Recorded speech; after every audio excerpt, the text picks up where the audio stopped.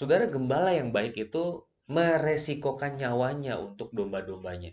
Domba yang baik itu mendengar suara gembalanya. Saudara, jangan menimbun kekhawatiran.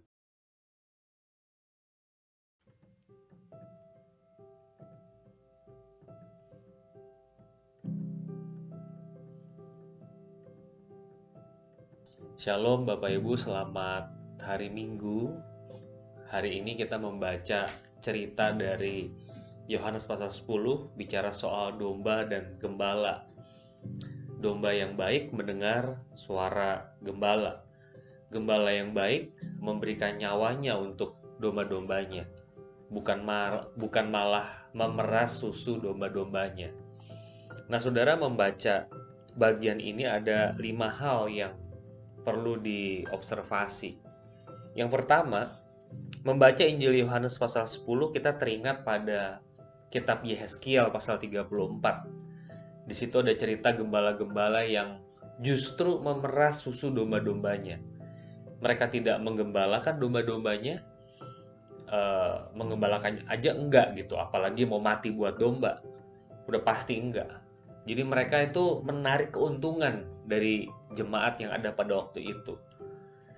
Saya kira Yehezkiel 34 mengingatkan kita pada Yohanes 10. Yohanes 10 membuat kita teringat pada Yehezkiel 34. Gembala yang asli itu tidak akan melakukan hal itu kepada domba. Dia justru akan menyelamatkan domba-dombanya. Yang kedua, saudara, Yohanes 10 ayat 11, akulah gembala yang baik memberikan nyawanya bagi domba-dombanya. Saudara, gembala yang baik itu meresikokan nyawanya untuk domba-dombanya. Bukan dombanya disuruh meresikokan nyawa buat dia. Di sini nyawa seorang manusia itu signifikan di mata Tuhan.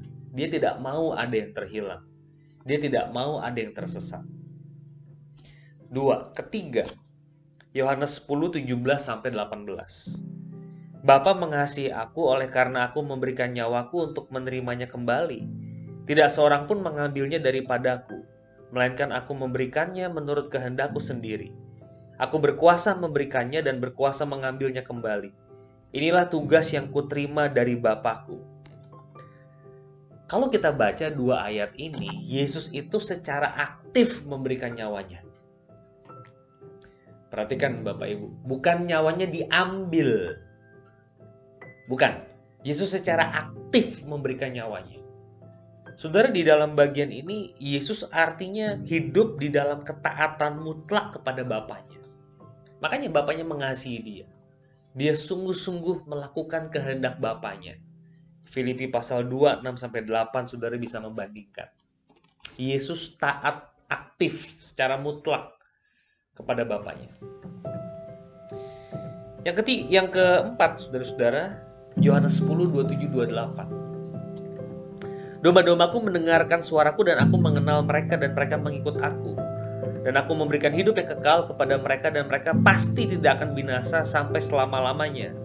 Dan seorang pun tidak akan merebut mereka dari tanganku. Domba yang baik itu mendengar suara gembalanya. Dia tahu nih maling atau bukan gitu. Di Yehezkiel 34 kalau kita baca, kita bisa menyimpulkan ini domba yang gak baik. Karena mereka gak mendengar suara gembala sejati. Domba yang asli itu tahu ini maling apa gembala. Gembala bener apa gembala bohongan. Dia bisa membedakan itu. Jadi keselamatan kita itu bukan berdasarkan perbuatan baik kita, melainkan berdasarkan perbuatan baik Yesus. Jadi kita punya jaminan keselamatan bukan karena dombanya, tapi karena gembalanya yang betul-betul taat kepada Bapaknya.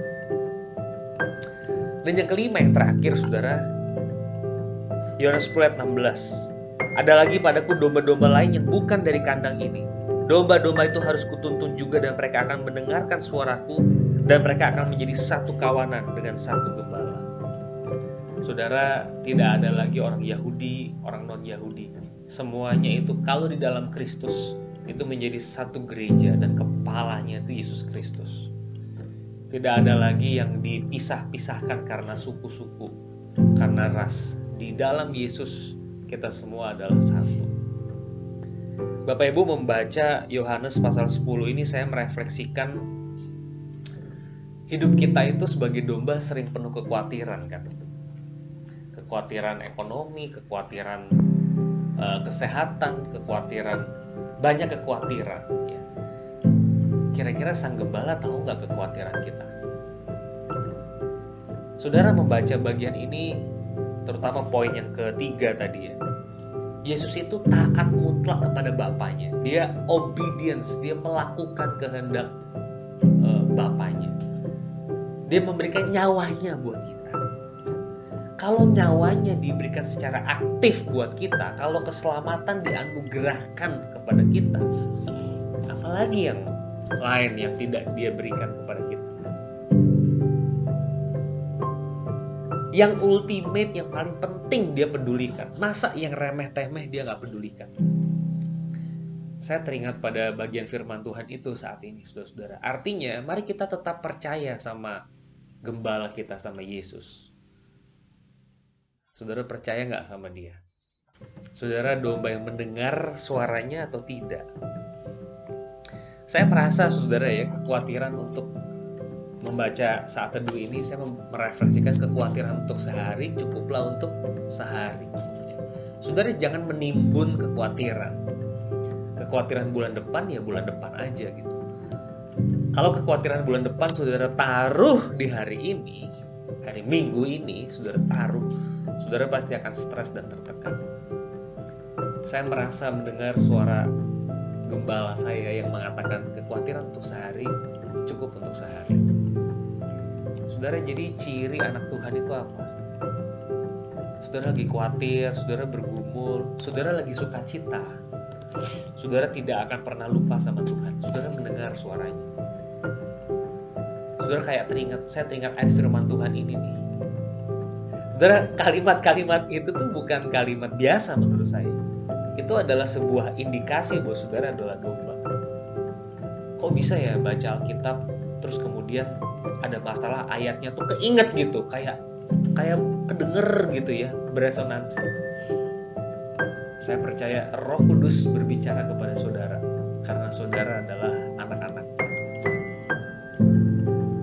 Mari saudara, di dalam Prapaskah ini kita ngapain Prapaskah ini? Ada doa 40 hari. Kita mau tenang di hadapan Tuhan.